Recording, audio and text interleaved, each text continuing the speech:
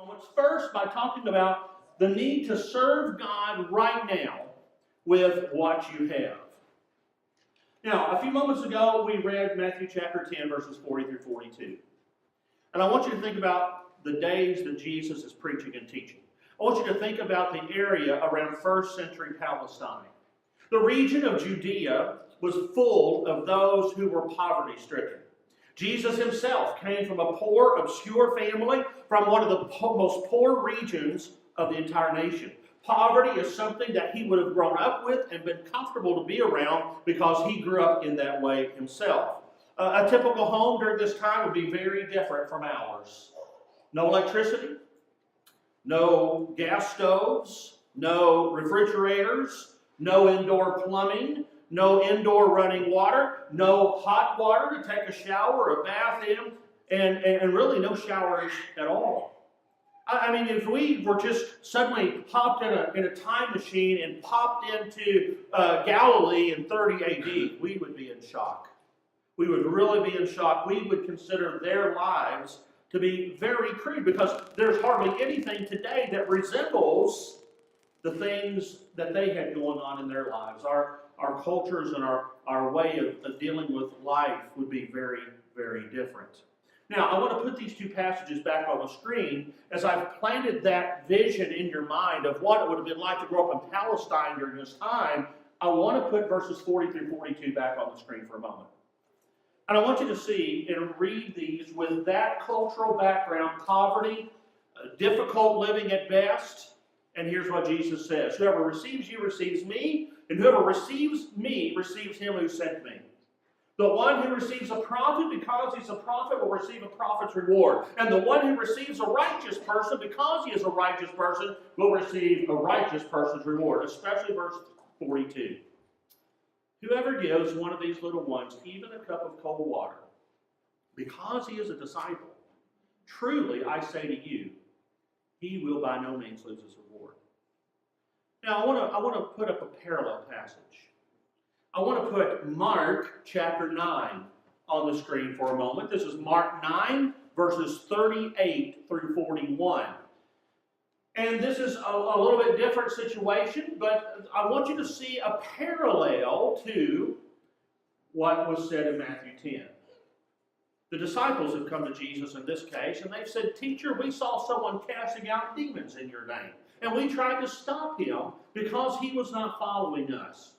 Jesus said, "Don't follow him, for no one who does a mighty work in my name will be able soon afterward to speak evil of me. For the one who is not against us is for us." Now listen to verse 41. "For I say to you, whoever gives you a cup of water to drink because you belong to Christ will by no means lose his reward." So here's the same teaching here in verse 41 of Mark 9 that we found back in Matthew 10:42. And there it is again, that same idea of giving a cup of water. Now I want you to hold that in your memory bank for a few moments because we're going to come back to talking about that in a few moments. Now I want you to think of how Jesus, during his ministry, about how he had to continually remind his disciples not to dream of any grandeur because they were following him. He always had to remind them that they would not or should not focus on what wealthy people would do for them or focus on their own position and power that they might gain. Because Jesus is continually, during his ministry, trying to teach them that earthly wealth and prosperity are not the things that impress God. Jesus continually taught them that God is not impressed when people come in and say, "Well, look at that person and all the mighty things that he or she is doing for the Lord. Look at that person and where he's at." God's just not impressed with that.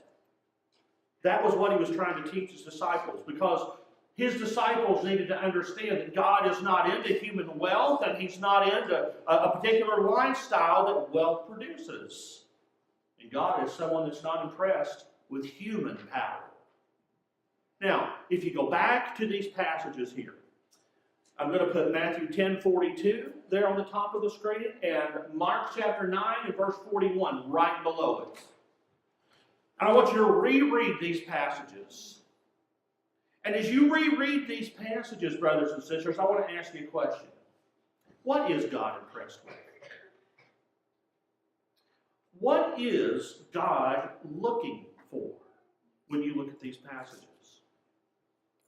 Well, let me help you out. Some of you look stumped, so maybe I can help you with that.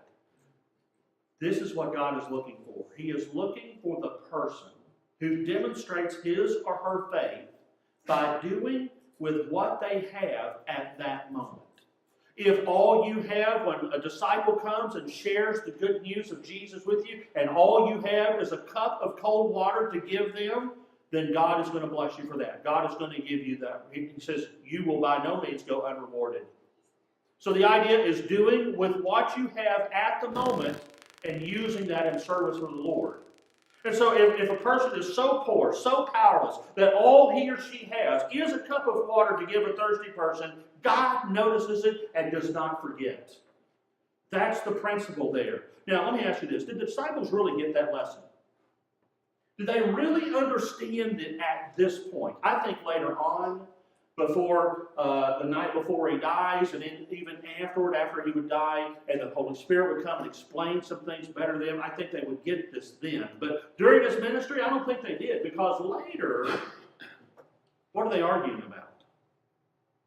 Those disciples are still thinking about the here and now. They're thinking about wealth and power and privilege and position. And Jesus is trying to get them to understand humility in the kingdom there, because they dreamed of Jesus being some kind of physical king over a nation where they're going to have positions of physical authority over other people. And Jesus is trying to get them to understand, no, it's not about that at all.